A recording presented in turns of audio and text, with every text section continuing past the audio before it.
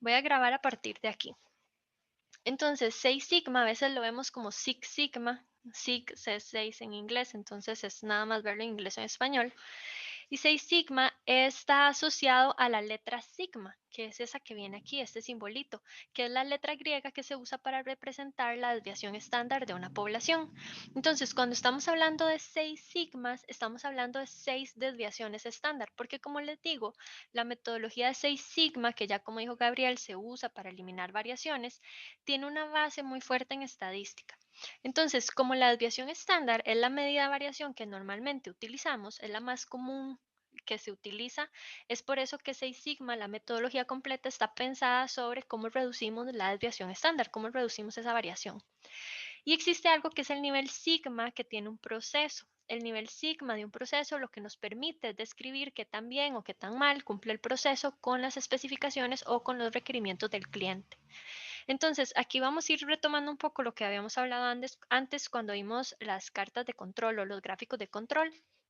Nosotros tenemos especificaciones del fabricante o del proceso o del cliente, el que me dice esto, esta medida o esta característica del proceso debería estar entre estos dos valores, y de acuerdo con esas especificaciones nosotros hacíamos la carta de control.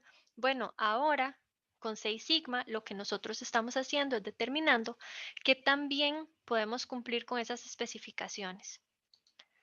Entonces, vamos a ver primero qué significaba el nivel de 3 sigma y después vamos a ver qué implica ir de un nivel 3 sigma a un nivel de 6 sigma. ¿Se acuerdan de la regla empírica? La vimos, ¿cierto? En algún momento del pasado. ¿O la vieron en estadística? Si no. ¿O no la hemos visto, chicos? Sí Sí la la vimos, vimos con ¿verdad? usted. Ajá. Ok. Entonces, habíamos visto la regla empírica. La regla empírica me decía que si yo tengo el promedio, que lo representamos con mu, el promedio de un conjunto de datos y conozco la desviación estándar de ese conjunto de datos, y si hay un poquito de datos hacia arriba del promedio y un poquito de datos hacia abajo del promedio, es decir, si se ajustan a una curva normal, yo podía sumarle al promedio y restarle una vez la desviación estándar y encontraba los límites para el 68% de la curva. Y si lo hago 2 veces, encuentro límites para el 95% de la curva, y si lo hago 3 veces, encuentro los límites para el 99% de la curva. Y esta suma y resta de 3 sigma me da un nivel del 99%. ¿Qué significa eso? Significa que si yo lo que tengo es un nivel 3, cuando hablamos de nivel me refiero al nivel sigma del proceso. Si yo lo que tengo es un nivel 3 de sigma, lo que yo puedo asegurar es que el 99% de la curva está entre esos dos límites. Y eso suena bastante bien. Entonces vamos a ver un ejemplo, a ver qué tan bueno es eso. A continuación nos están dando un ejemplo que muestra el efecto de tener un nivel de 3 sigmas. Entonces, una empresa empaca alimentos en lata. Las especificaciones para el peso de las latas son el límite inferior 99 gramos. Las latas no deberían pesar menos de eso. Y el límite superior 103 gramos. Las latas no deberían pesar más de esto. Tenemos datos históricos. ¿Qué significa que hay datos históricos? Que alguien se paró frente a las latas y las fue pesando una por una a lo largo de cierto tiempo, normalmente 3 meses por lo menos, para ver variaciones.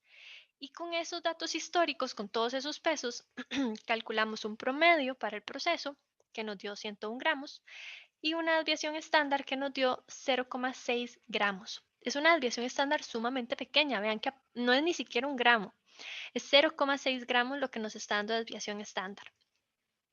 Nos dicen que los datos se comportan de forma normal para poder aplicar la regla empírica. Entonces, la regla empírica nos dice que si al promedio, los 101 gramos, le sumo y le resto 3 veces la desviación estándar, llego a un límite, que es el superior, y si hago lo mismo pero con una resta, llego a otro límite, que es el inferior.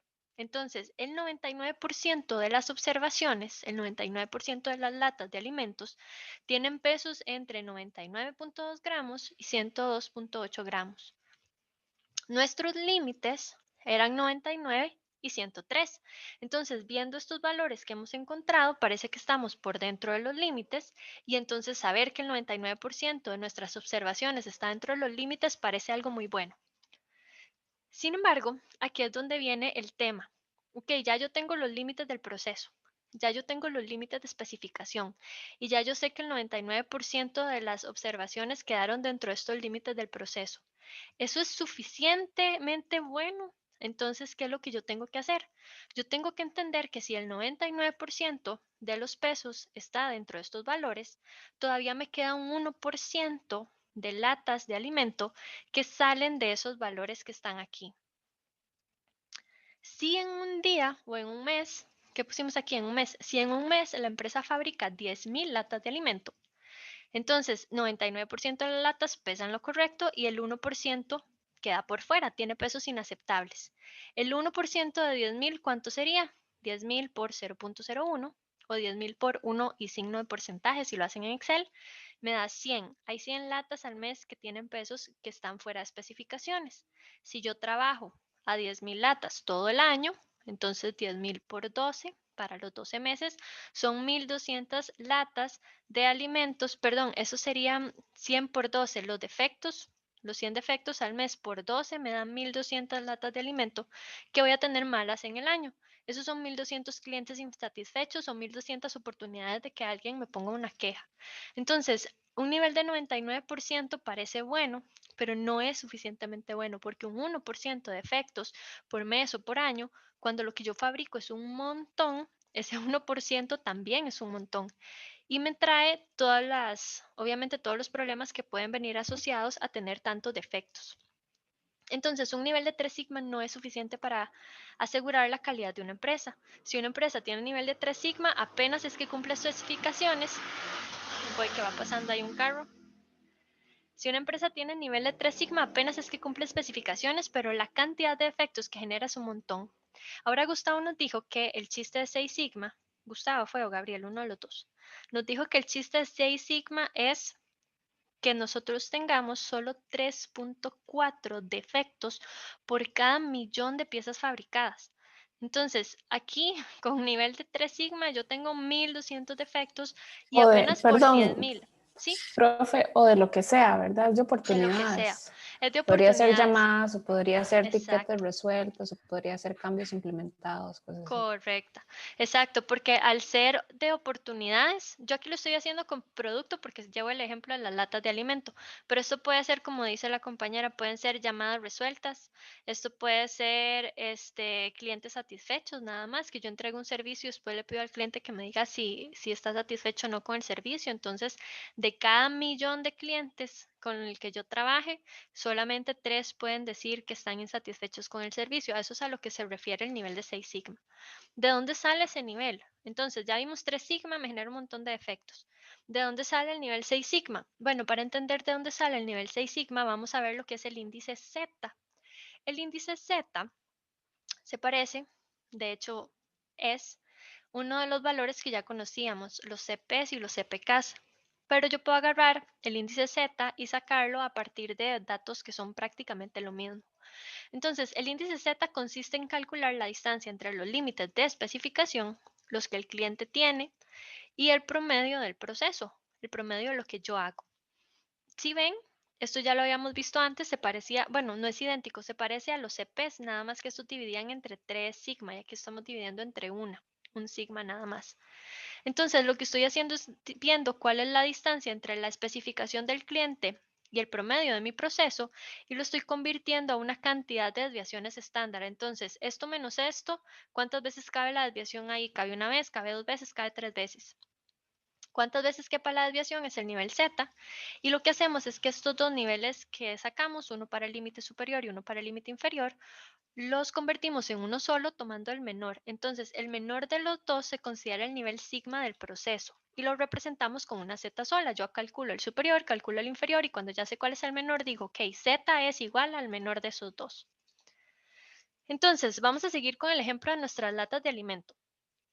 El límite de especificación superior nos habían dicho que era 103 gramos y el inferior nos habían dicho que era 99 gramos. Y mi proceso tenía un promedio de 101 gramos con desviación estándar de 0.6.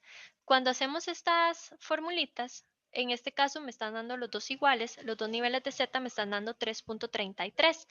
Como son iguales, pues cualquiera de los dos es Z, pero no siempre van a ser iguales. A veces mi proceso no está centrado, a veces está un poquito para arriba o sea, más cerca del límite superior, a veces un poco para abajo, más cerca del límite inferior. Entonces, cuando no son iguales, elijo el menor, pero en este caso el valor sería 3 y lo normal aquí es redondear ese valor de z. Normalmente es 1, 2, 3, 4, pero no lo trabajamos con decimales porque luego vamos a usar una tabla de referencias que nos diga qué significa el 1, qué significa el 2 o el 3. Entonces ya sabíamos que nuestro proceso tenía nivel de 3 sigma y este valor de z lo que hace es confirmarlo. Entonces, si lo vemos gráficamente, cuando una empresa tiene un nivel de 3 sigma, lo que significa es que la curva de distribución, es decir, la curva que se forma con nuestros datos, con la información real de lo que estamos haciendo en el proceso, esa curva cabe solo una vez dentro de las especificaciones. Yo aquí tengo el 99, que me dijeron que era lo mínimo que las latas podían pesar, y tengo el 103, que era lo máximo. Y aquí tengo los valores que yo encontré para los límites del 99% de mi curva, cuando sumé y resté 3 veces la desviación estándar. Entonces, cuando yo hice la suma y la resta 3 veces, al promedio le sumé y le resté 3 veces el 0,6, llegué a 99,2 y a 102,8. Mi curva solo cabe una vez dentro de las especificaciones. Yo no podría copiar esta curva y pegar la curva mía una vez a la par de la otra y todavía entrar dentro de los límites, ya me saldría. Entonces, eso es lo que significa un nivel de 3 sigma. Significa que lo que yo estoy produciendo forma una curva que solo cabe una vez dentro de especificaciones. Y si esta curva se empieza a correr y ya no está centrada, se va a empezar a salir para un lado de las especificaciones o se va a empezar a salir para el otro lado de las especificaciones. Y el tema es que con el tiempo es muy normal que el punto en el que centramos un proceso se mueva. De hecho, ahora lo vamos a ver, pero es normal que se mueva hasta 1,5 desviaciones hacia arriba o hacia abajo del punto central. Si así como está mi curva se me moviera 1,6 desviaciones hacia arriba o hacia abajo del promedio, donde la curva se va corriendo para un lado, ya se empieza a salir hacia arriba, o si se me corre hacia el otro lado, se empieza a salir hacia abajo. Entonces tengo un problema respecto a algo que es muy normal que pase. Es muy normal que el punto de centrado se corra, pero si se corre ya yo empiezo a echar a perder producto. Entonces ese es el problema de tener un nivel de sigma que es solo 3. Vamos a ver qué pasa si el nivel de sigma es 6.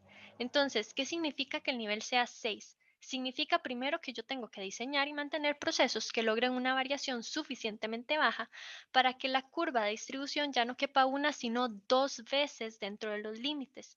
Es decir, que en lugar de tener esta imagen, yo debería tener una curva tan alta y tan angosta que yo la pueda poner una vez y luego todavía otra vez a la par de ella misma aquí y no me salgo de mis límites. Eso es un nivel de 6 sigma, porque entonces si yo me corro hacia arriba del promedio o me corro hacia abajo del promedio, tengo tanta holgura que todavía no me voy a salir de los límites de especificación. Ese es el chiste del 6 sigma. Entonces, en nuestro ejemplo, ¿qué significa eso? Si ya tengo un nivel de 3 sigma, para llegar a un nivel de 6 sigma, lo normal es que hay que normalmente dividir a la mitad la desviación estándar. Entonces, en nuestro caso teníamos desviación de 0,6 gramos. Si lo pasamos a 0,3 gramos, que es más o menos la mitad, entonces calculamos los zetas, que eran las formulillas que ya vimos, y el menor de los dos, aunque en este caso nos da igual, el menor de los dos es el nivel de z de este proceso. Entonces, cuando ya yo no divido por 0,6, sino que divido por 0,33, me está dando 6,06, que redondeado es 6. Ya tengo un nivel de 6 sigma.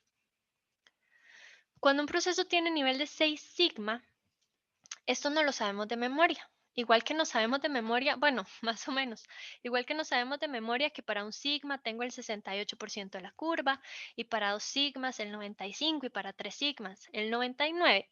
Cuando yo ya tengo un nivel de 6 sigma, yo esperaría encontrar el 99.9999998% de la curva, que hay 6 nueves. Eso significa que fuera de especificaciones solo me queda el 0,0000002% de lo que yo produzca. Si esto lo paso a porcentaje para multiplicar, digamos, imaginémonos que fabricamos 1 millón de latas, entonces este valor convertido en porcentaje es meterle todavía 2 ceros más o le ponen el signo de porcentaje si lo llevan a Excel. Y 1 millón de oportunidades, o en mi caso 1 millón de latas producidas multiplicados por este valor, me da 0,002 latas. Idealmente, en el corto plazo, yo no debería tener un solo efecto, ni siquiera produciendo 1 millón de unidades. Entonces, no habrían defectos, mi proceso es perfecto. Ahora, ¿por qué si en teoría mi proceso es perfecto, todavía decimos que cuando tengo un nivel 6 sigma voy a producir 3.4 defectos por millón? Si haciendo la multiplicación aquí obvia veo que me está dando 0. La razón es por lo que hablamos de que se puede correr la desviación estándar hacia arriba o hacia abajo del promedio. Este es lo que llamamos el efecto de la variación a largo plazo. Entonces, hasta ahora los datos que hemos visto, ese 0.002 que vimos y todo lo demás, asumen que estamos haciendo un análisis para un proceso de enlatado de alimento en el corto plazo o en un corto periodo de tiempo. Es decir, que esos datos son de los últimos 3 meses tal vez y que estoy viendo lo que pasa en la máquina aquí y ahora. Pero cuando yo tengo que asumir que esa máquina va a seguir corriendo 1 año o 2 años o 3 años y voy a seguir con el mismo proceso, tenemos que hacer cambios, tomar en cuenta algunas consideraciones especiales. Un segundo, chicos, para tomar agua.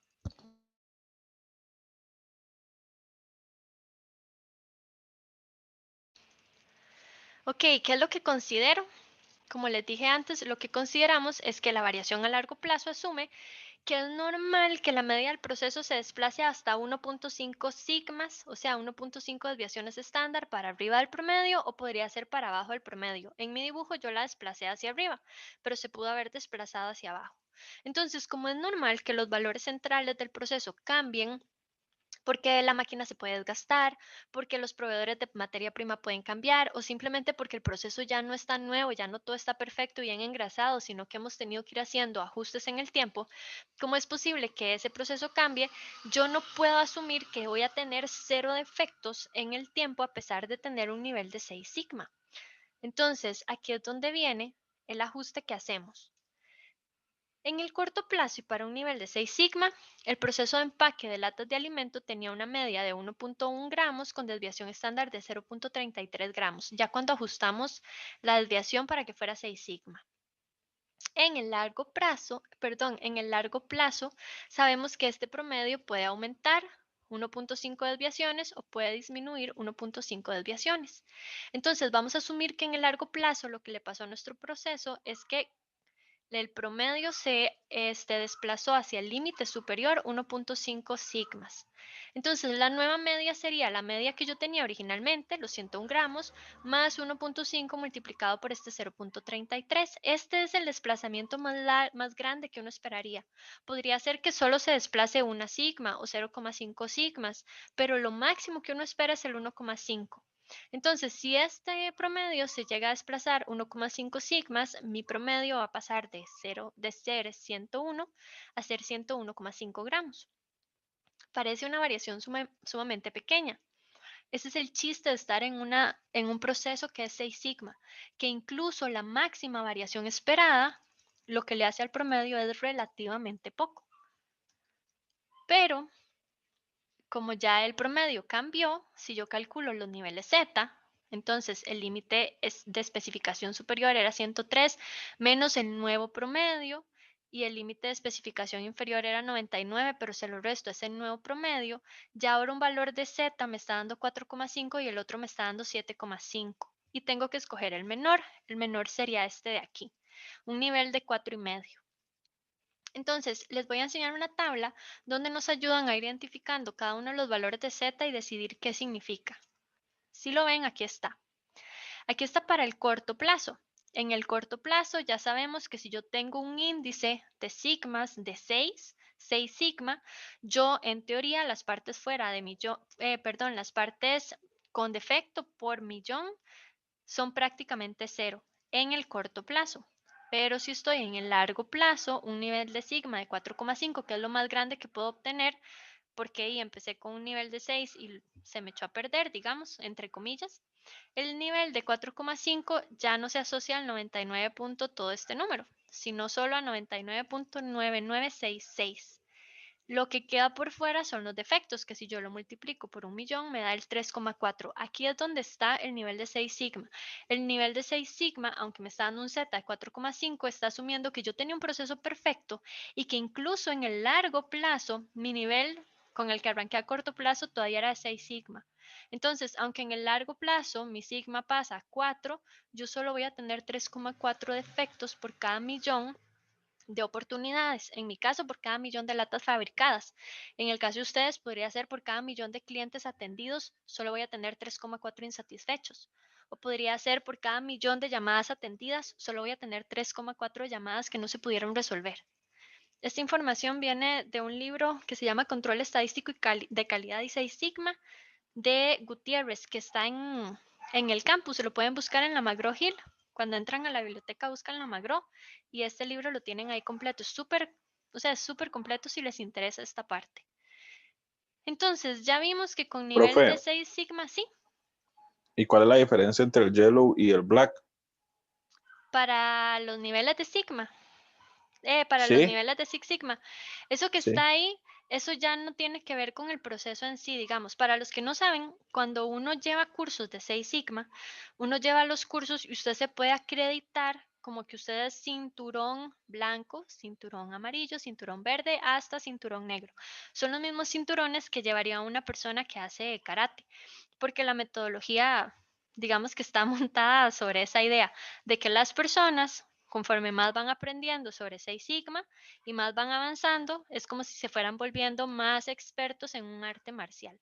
Entonces, cuando usted escucha que una persona, pero ya no es el sistema, es la persona, una persona se acreditó en nivel amarillo o en cinturón amarillo de Six Sigma, significa que tiene cierto nivel de expertise, porque para ir pasando de un cinturón a otro, la organización que te acredita te hace saltar, digamos que diferentes obstáculos. Entonces, el primer nivel, el blanco, es nada más como, usted sabe lo básico. O sea, usted entiende que es Six Sigma, usted conoce las herramientas básicas y demás. Cuando pasas a otro nivel, te hacen participar en proyectos de Six Sigma. Entonces ya usted tiene 3 proyectos, por inventarme un valor, porque no me acuerdo ahorita los criterios, pero digamos que usted ya trabajó en 3 proyectos exitosos de 6 Sigma y hay alguien que lo acreditó. Normalmente hay un cinturón negro que está ahí acompañando a los que van aprendiendo y demostrando que siguieron todos los pasos y que son capaces de resolver cualquier situación de defectos y de disminuir variaciones. Y ya luego para pasar al verde, entonces ya tiene que estar de nuevo acompañado del cinturón negro y tiene que estar demostrado que usted ya participó, no sé, en 10 de esos procesos. Y para pasar al cinturón negro, entonces ya usted no solamente es experto en la metodología, sino que ha participado, no sé, en 100 de esos procesos. A eso se refieren los colores por si en algún momento ven las acreditaciones de 6 Sigma, pero ya no es sobre el proceso, no es que la empresa cambia de color o la empresa cambia de cinturón dependiendo del Z que alcance. No, eso es la persona. La persona que es experta en 6 Sigma tiene un cinturón de diferente color dependiendo de cuántas horas de trabajo en proyecto 6 Sigma haya hecho o de cuántos proyectos exitosos de 6 Sigma tenga comprobados por un experto. A eso se refieren los colores. ¿Se entiende? Sí, profe. Ok, Gracias. ok. Y creo que para que sepan, creo que hay que llevarlas en orden. O sea, usted no puede entrar a ser cinturón negro de un solo. Si no tienes primero el blanco, después el amarillo, después el verde, etcétera. O sea, entiendan que, vamos a ver, la metodología sirve y es muy buena y las herramientas que se utilizan son herramientas que hemos visto y las empresas que utilizan 6 Sigma y que de verdad lo logran implementar, pues de verdad llegan a 3,4 efectos por millón. Ahora, esto también es un negocio. La persona o las personas que inventaron la metodología no la inventaron por puro amor a la causa, sino que se pusieron, o sea, inventaron toda esa estructura que hacen que la gente tenga que tomar un cinturón blanco y luego uno amarillo y luego uno verde y luego no me acuerdo cuál color hasta llegar al negro para irle dando certificaciones porque los obliga a comprar las capacitaciones. Entonces, además de que la Profe, metodología sirve, hay un sistema ahí de ganancias por detrás. Ajá. yo, no, es que yo preguntaba porque yo quería pagar una certificación de esas. Porque como yo siempre, bueno, anteriormente había trabajado en industria médica, eso se ve Ujú. mucho ahí. Sí, Entonces me averigüé y la certificación valía casi $1,400. correcto. Como le digo, Y hay era un la, negocio la ahí. amarilla. Sí, sí. Sí. ¿Y por qué es? Porque como les digo, o sea, cada vez que un grupo de personas está certificando, se tiene que demostrar que participó en proyectos de éxito. ¿Y quién acredita que el proyecto de éxito de verdad fue exitoso? Alguien que tiene la certificación negra. Entonces, no solamente es pagar a la persona que les va a contar esto. O sea, no es como pagarle al profe y que el profe les explique las herramientas. No, es traerse al experto que ya pagó $1,400 en la primera y $1,400 en la segunda y $1,400 hasta llegar a la de 100, pagarle a esa persona para que se siente con las personas que están aprendiendo y revise cómo van aplicando la metodología y revise que de verdad están cumpliendo con las horas de trabajo o con los proyectos de mejora, obteniendo los resultados esperados. Entonces, sí, son caras, son bien caras, pero por otro lado, depende de cómo lo vean, podría ser una inversión. Si usted dice, lo mío es esto y yo me voy a dedicar a esto, y cuando sea a nivel verde voy a estar apadrinando a los que quieren ser amarillos, y cuando sea a nivel negro voy a estar apadrinando a los que vienen en ese camino, se le puede sacar, digamos que plata, pero habría que hacer de esto una carrera para que usted diga, no, yo voy a vivir de esto, voy a invertir $1,400 varias veces y después me voy a dedicar a esto. Entonces usted se vuelve el cinturón negro que está ahí en Costa Rica buscando otros que quieren aprender y y recibiendo el dinero de esas capacitaciones, que es una opción, o sea, es una carrera que existe. Hay gente que vive de eso. No sé, chicos, si hasta que hay alguna consulta. Ya ahí vimos que es nivel 6 y que normalmente lo mantengo en el corto plazo. Ya vimos que en el largo plazo espero perder un poco de como de estas capacidades que tengo, y cuando las pierdo esperaría aún así llegar solo a 3.4 defectos por millón de oportunidades. No sé si hay alguna consulta hasta aquí. Profe, Todo claro. sigo yo de Perdón, necio. sí. Dígame. Profe, y digamos, para la carrera de nosotros, gestión de procesos, sería un plus tener una certificación de esas. Depende de lo que usted quiera hacer en su carrera, como le digo. Vamos a ver, es que ustedes están estudiando su carrera y a partir de aquí tienen muchas cosas que podrían hacer. Alguien podría decir, yo con mi carrera lo que quiero es tirarme a ser gerente de operaciones de una empresa. Ah, ok, entonces, además de su carrera, saque la maestría en dirección de empresas, por ejemplo, porque le va a servir. O algo que le sirve mucho, si usted dice, lo mío es gerencia, entonces saque una en finanzas, porque cualquier gerente tiene que poder manejar la plata de la empresa. De hecho, empiecen leyendo el libro que expuso el compañero y de ahí siguen.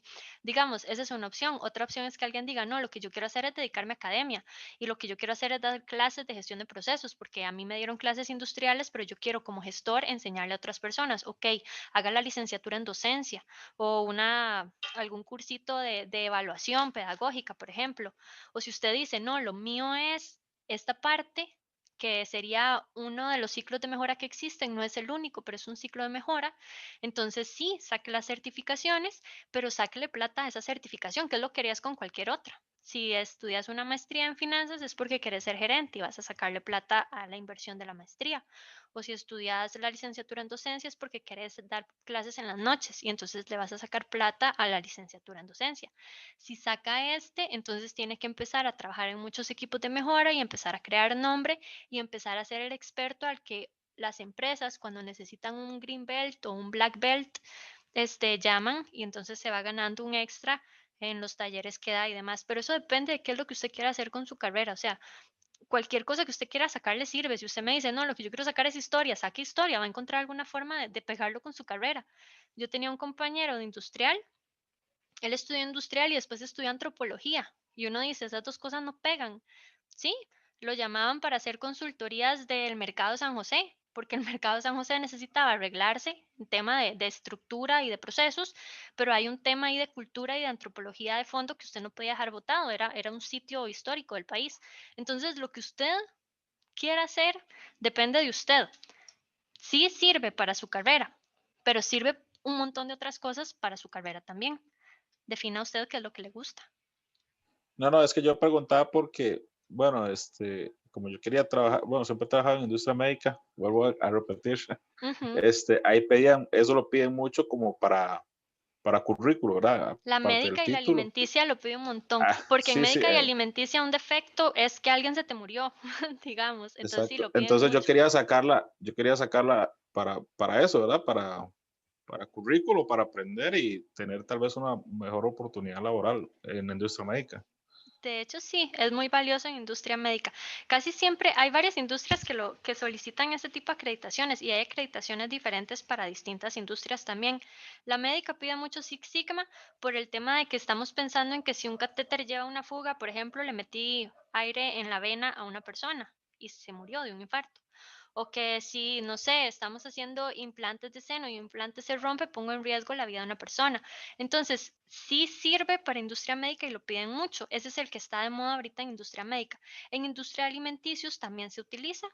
También se utilizan, vamos a ver en cuáles otras he visto.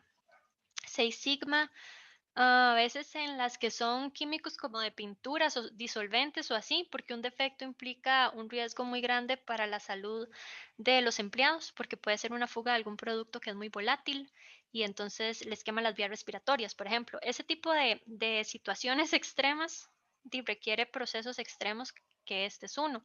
Sí sirve mucho para industria médica. También lo que usted podría hacer es empezar a pulsear a sus jefaturas y decirle, jefe, aquí no nos dan de esto, no me becan, si yo pago la mitad, usted no me pagan la otra mitad, por ejemplo, porque tal vez a su empresa les sirve tener ese experto, no solo por el hecho de lo que usted le va a aportar a la empresa, a veces a una institución le da renombre los currículos de la gente que tiene. Entonces es bueno averiguar eso. Si en su empresa, si la empresa tiene un presupuesto destinado para capacitaciones, podría usted empezar por ahí, averiguar. Y si la empresa compite con otras empresas de la región, por ejemplo, cuando las empresas tienen casa matriz fuera del país y hay varias plantas en diferentes partes del mundo, a veces entre ellas tienen concursos o tienen certificaciones internas y alguno de los criterios a veces es la capacitación del personal. ¿Cuál de todas las empresas este año dio más horas de capacitación a su gente? Entonces, si algo como eso existe en la empresa en la que usted está, usted podría empezar a pulsear a su jefatura con una beca para algo de esto, que es una opción. Así saqué yo varias cuando trabajé. Yo trabajé en Unilever y Unilever tiene plantas en varias partes. Entonces, y habían competencias internas como esas. ¿Cuál área de recursos humanos se había aportado mejor ese año con sus empleados? Entonces nosotros a veces buscábamos qué nos interesaba y nos poníamos de acuerdo 3 o 4, íbamos a buscar al gerente y le decíamos, jefe, de este año yo no sé cuánto tiene usted de presupuesto para capacitación, pero estas 3 están bonitas y nosotros queremos. Y entonces a veces a uno le dan pelota. Esa es una opción. Y todas las Está bien, empresas o casi todas tienen algún presupuesto destinado a capacitación si es una empresa internacional. Y en Costa Rica creo que no hay médica nacional, todas vienen de afuera. Entonces podrías pulsearlo. Este es un buen listo, momento, de profe, hecho. muchas gracias, más bien. Ok, este es buen Sí, momento porque están fijando presupuestos para el otro año. Entonces este es un buen momento para que usted empiece a decir en qué se podría gastar ese presupuesto el otro año. Ok, no sé si hasta aquí hay alguna otra consulta, chicos. Entonces, para terminar con nuestro proceso de enlatado, ya vimos que tuvimos un Z de 4,5. Ya vimos que según la tabla, el 99.99966 de la curva va a estar dentro de especificaciones y que eso significa que solo 3,4 latas van a tener pesos por fuera de las especificaciones. Eso significa que incluso si el promedio se desplaza las 1,5 desviaciones, que es lo peor que esperamos a largo plazo, todavía vamos a generar muy pocos defectos. Entonces, ese es el resumen de lo que hemos ido viendo en los diferentes ejercicios hasta aquí. Y aquí les estoy dejando las referencias. Consultas, chicos, ¿dudas hasta acá? Profesor, en la tabla Sí, hay un CP, sí, la primera CP. columna. Ujú. ¿Eso qué era El específicamente? CP lo habíamos visto cuando vimos los gráficos de control. El Ah, bueno, CP era es una ese medida. CP. Ajá, y la medida era muy parecido al índice de Z. Lo que tenía diferente era que dividíamos en 3 sigma. Déjeme ver si por aquí lo tengo para enseñarle el CP de una vez. Cuando vimos cartas de control, que fue en semana 6, aquí está. Vamos a irnos por aquí, debe estar el CP. Yo creo que sí se divide entre Eran 3. estos valores de CP y la formulilla era esta. Era el límite de Ok. especificación superior menos el inferior entre 6 sigma. Esto lo único que hacía era comparar cuál era la máxima variación que nos aceptaban, la diferencia entre el límite grande y el límite pequeño. y dividirlo entre 6 desviaciones, que es el 99% de nuestra curva, para ver si el CP está dando grande o chiquitito. Entre más grande sea el CP, mejor me estaba yendo, porque significa que esta distancia es mucho más grande que esta de aquí. Ese era el CP. Ok, chicos, si hasta aquí no hay dudas, ya esta llamada le queda un minuto. Entonces, esta va a ser la parte teórica. Vamos a cortar aquí y nos juntamos otra vez. ¿Está bien?